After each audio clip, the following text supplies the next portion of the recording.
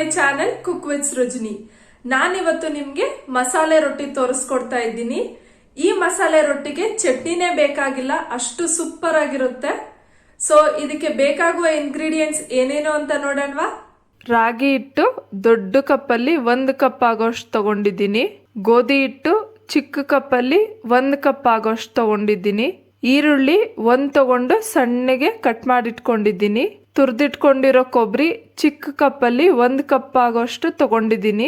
ರುಚಿಗೆ ತಕ್ಕಷ್ಟು ಉಪ್ಪು, ಕಡಲೆಪಪ್ಪು 2 ಸ್ಪೂನ್, ಎಳ್ಳು 2 ಸ್ಪೂನ್, ಹುರಿದಿಟ್ಕೊಂಡಿರೋ ಕಡಲೆ ಬೀಜ, ಹಸಿಮೆಣಸಿನಕಾಯಿ 4, ಶುಂಠಿ ಅರ್ಧ ಇಂಚು, ಬೇಕಾದಷ್ಟು ತುಪ್ಪ, ಕೊತ್ತಂಬರಿ ಸೊಪ್ಪು. ಮಿಕ್ಸಿ ಜಾರ್ಗೆ ಹುರಿದಿಟ್ಕೊಂಡಿರೋ ಕಡಲೆ ಬೀಜ ಮತ್ತು ಕಡಲೆಪಪ್ಪು ಹಾಕ್ಕೊಂಡು ರವೆ ಥರ ಸ್ವಲ್ಪ ತರ್ತರಿಯಾಗಿ ಪುಡಿ ಮಾಡಿಟ್ಕೊಳ್ಳೋಣ. ಪುಡಿ ಮಾಡ್ಕೊಂಡಾದ್ಮೇಲೆ ಅದನ್ನು ಒಂದು ಬೌಲ್ಗೆ ಹಾಕಿ ಅದೇ ಜಾರ್ಗೆ ತುರಿದಿಟ್ಕೊಂಡಿರೋ ಕೊಬ್ಬರಿ, ಜಜ್ಜಿಟ್ಕೊಂಡಿರೋ ಶುಂಠಿ, 4 ಹಸಿಮೆಣಸಿನ್ಕಾಯಿ ಮತ್ತು ಒಂದು ಸ್ವಲ್ಪ ನೀರು ಹಾಕಿ ಗ್ರೈಂಡ್ ಮಾಡ್ಕೊಳ್ಳೋಣ. ಈ ರೀತಿ ರುಬ್ಕೊಬೇಕು. ಹಸಿಮೆಣಸಿನ್ಕಾಯಿ ಮತ್ತು ಶುಂಠಿ ಚೆನ್ನಾಗಿ ಗ್ರೈಂಡ್ ಆದರೆ ಸಾಕು. ಕೊಬ್ಬರಿ ತರ್ತರಿಯಾಗಿದ್ರೂ ಪರವಾಗಿಲ್ಲ. ಒಂದು ಮಿಕ್ಸಿಂಗ್ ಬೌಲ್ಗೆ ರಾಗಿ ಹಿಟ್ಟು, ಗೋಧಿ ಹಿಟ್ಟು, ಸಣ್ಣಗೆ ಕಟ್ ಮಾಡಿಟ್ಕೊಂಡಿರೋ ಈರುಳ್ಳಿ, ರುಚಿಗೆ ತಕ್ಕಷ್ಟು ಉಪ್ಪು, ಎಳ್ಳು ಮತ್ತು ಕಡಲೆ ಬೀಜ ಕಡಲೆಪಪ್ಪು ಪುಡಿ ಮಾಡಿಟ್ಕೊಂಡಿದ್ವಲ್ಲ ಅದನ್ನು ಹಾಕ್ಕೊಳ್ಳೋಣ. ಅದ್ರ ಜೊತೆಗೆ ಕೊತ್ತಂಬರಿ ಸೊಪ್ಪು, ರುಬ್ಬಿಟ್ಕೊಂಡಿರೋ ಮಿಶ್ರಣನೂ ಎಲ್ಲ ಹಾಕಿ ಕೈಯಲ್ಲಿ ಚೆನ್ನಾಗಿ ಮಿಕ್ಸ್ ಮಾಡ್ಕೊಬೇಕು. ಇದಕ್ಕೆ ಜಾರ್ ತೊಳೆದಿರೋ ನೀರು ಹಾಕಿ ಮಿಕ್ಸ್ ಮಾಡ್ಕೊಳ್ಳಿ. ಬೇಕಿದ್ದರೆ ಸ್ವಲ್ಪನೇ ನೀರು ಹಾಕ್ಕೊಂಡು ರೊಟ್ಟಿಗೆ ನಾವು ಯಾವುದಕ್ಕೆ ಮಿಕ್ಸ್ ಮಾಡ್ಕೊಳ್ತೀವೋ ಅದೇ ಅದಕ್ಕೆ ಮಿಕ್ಸ್ ಮಾಡಿ ಒಂದು ಅರ್ಧ ಗಂಟೆ ನೆನೆಯೋದಕ್ಕೆ ಬಿಡಿ. ಮತ್ತು ನಾನಿಲ್ಲಿ ಗೋಧಿ ಹಿಟ್ಟು ಏನಕ್ಕೆ ಹಾಕ್ಕೊಂಡಿದ್ದೀನಿ ಅಂತಂದರೆ ರಾಗಿ ಹಿಟ್ಟು ಅಂಟಿರಲ್ಲ, ಅದಕ್ಕೆ ಗೋಧಿ ಹಿಟ್ಟು ಹಾಕ್ಕೊಳ್ಳೋದ್ರಿಂದ ರಾಗಿ ರೊಟ್ಟಿ ಕಟ್ಟಾಗದೆ ಚೆನ್ನಾಗಿ ಬರುತ್ತೆ. ಈಗ ಸ್ಟವ್ ಹಚ್ಚಿ ಹೆಂಚಿಟ್ಟು ಹೆಂಚು ಕಾಯೋದ್ರೊಳಗೆ ರೊಟ್ಟಿ ತಟ್ಕೊಳ್ಳೋಣ. ಅರ್ಧ ಗಂಟೆ ನೆಂದಾದ್ಮೇಲೆ ಬೆರೆಸಿಟ್ಕೊಂಡಿರೋ ರೊಟ್ಟಿ ಮಿಶ್ರಣನ ಚೆನ್ನಾಗಿ ನಾದ್ಕೊಂಡು ನಿಮಗೆ ರೊಟ್ಟಿ ಯಾವ ಸೈಜ್ ಬೇಕೋ ಆ ಸೈಜ್ಗೆ ಆಗೋಷ್ಟು ಉಂಡೆ ಮಾಡಿಟ್ಕೊಳ್ಳೋಣ. ಇಲ್ಲಿ ರೊಟ್ಟಿಗೆನೇ ಎಲ್ಲ ಇಂಗ್ರೀಡಿಯೆಂಟ್ಸು ಹಾಕಿರೋದ್ರಿಂದ ಇದಕ್ಕೆ ಚಟ್ನಿನೇ ಬೇಕಾಗಿಲ್ಲ, ಹಾಗೇ ತಿನ್ಬೋದು. ಒಳ್ಳೆ ಮಸಾಲೆ ರೊಟ್ಟಿ ಥರ ಟೇಸ್ಟ್ ಇರುತ್ತೆ.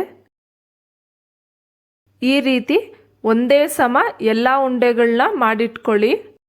ರೊಟ್ಟಿ ತಟ್ಟೋ ಶೀಟ್ಗೆ ಎಣ್ಣೆ ಸವರ್ಕೊಂಡು ಒಂದು ಉಂಡೆ ತಗೊಂಡು ನಿಮಗೆ ಎಷ್ಟು ಮಂದ ಬೇಕೋ ಅಷ್ಟು ಮಂದಕ್ಕೆ ತಟ್ಕೊಳ್ಳಿ.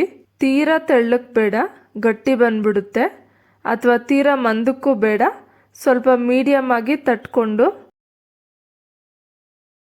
ಕಾದಿರೋ ಹೆಂಚಿಗೆ 1 ಸ್ಪೂನ್ ತುಪ್ಪ ಹಾಕಿ ತಟ್ಟಿಟ್ಕೊಂಡಿರೋ ರೊಟ್ಟಿ ಹಾಕ್ಕೊಂಡು ಲಿಡ್ ಕ್ಲೋಸ್ ಮಾಡಿ ಒಂದು 2 ನಿಮಿಷ ಐ ಫ್ಲೇಮ್ನಲ್ಲಿ ಬೇಯಿಸ್ಕೊಳ್ಳೋಣ. ಇಲ್ಲಿ ತುಪ್ಪ ಬಂದು ನಿಮ್ಮ ಆಪ್ಷನಲ್, ಬೇಕಿದ್ರೆ ಹಾಕ್ಕೊಳ್ಳಿ, ಇಲ್ಲ ಅಂತಂದರೆ ಎಣ್ಣೆನೇ ಹಾಕ್ಕೊಬೋದು. 1-2 ನಿಮಿಷ ಬೇಯಿಸ್ಕೊಂಡಾದ್ಮೇಲೆ ಲಿಡ್ ಓಪನ್ ಮಾಡಿ ತುಪ್ಪ ಹಾಕ್ಕೊಂಡು ಇನ್ನೊಂದು ಕಡೆ ತಿರುಗಿಸಿ ಬೇಯಿಸ್ಕೊಬೇಕು. ನಾವು ರಾಗಿ ರೊಟ್ಟಿನ ಐ ಫ್ಲೇಮ್ನಲ್ಲಿ ಇಟ್ಕೊಂಡೆ ಬೇಯಿಸ್ಬೇಕು, ಆವಾಗಲೇ ರೊಟ್ಟಿ ಚೆನ್ನಾಗಿ ಬೇಯೋದು. ಈಗ ಇನ್ನೊಂದು ಕಡೆ ತಿರುಗಿಸಿ ಇನ್ನೂ ಸ್ವಲ್ಪ ಬೇಯಿಸ್ಕೊಬೇಕು. ರೊಟ್ಟಿ ಎರಡೂ ಕಡೆ ಚೆನ್ನಾಗಿ ಬೆಂದಮೇಲೆ ಒಂದು ಪ್ಲೇಟ್ಗೆ ತೆಗೆದಿಟ್ಕೊಳ್ಳಿ. ಅದೇ ರೀತಿ ಇನ್ನೊಂದು ರೊಟ್ಟಿನ ತಟ್ಕೊಂಡು ಹೆಂಚ ಮೇಲೆ ಹಾಕಿ ಎರಡೂ ಕಡೆ ಬೇಯಿಸ್ಕೊಬೇಕು.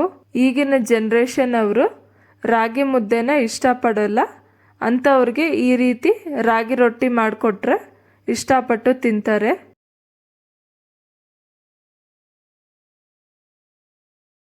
ಉಳಿದಿರೋ ಹಿಟ್ಟನ್ನು ರೊಟ್ಟಿ ತಟ್ಟಿ ಅದೇ ರೀತಿ ಎಲ್ಲ ಬೇಯಿಸ್ಕೊಬೇಕು.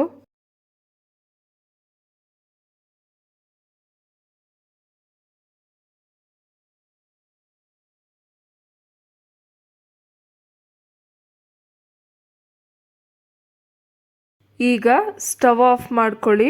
ಮಸಾಲ ರಾಗಿ ರೊಟ್ಟಿ ರೆಡಿಯಾಗಿದೆ.